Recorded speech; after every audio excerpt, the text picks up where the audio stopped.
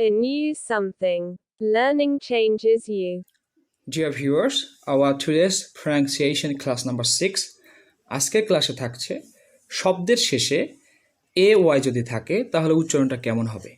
তো শব্দের শেষে যদি এ ওয়াই থাকে তাহলে উচ্চারণটা হবে এই। আচ্ছা, আমরা দেখি উদাহরণগুলো দেখি। 1 নম্বরটা হচ্ছে, এটাকে আমরা আগে বলতাম ডে, এখন আমরা এটা সঠিকভাবে উচ্চারণ করব ডেই, ডেই, ডেই। আচ্ছা, 2 নম্বরে আমরা দেখি, আগে আমরা এটা বলতাম টুডে, এখন আমরা এটা বলবো টুডেই, টুডেই, টুডেই।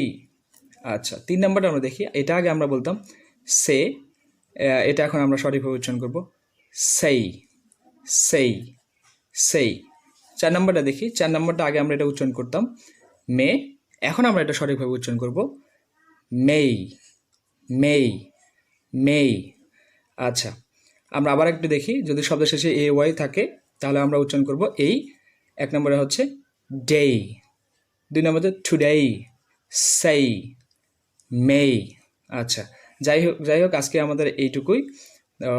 আশা করি আপনারা সবাই প্র্যাকটিস করবেন, তাহলে আপনাদের উচ্চারণগুলো অনেক সুন্দর হবে। তো আজকে এই পর্যন্তই। আল্লাহ হাফেজ, আসসালামু আলাইকুম।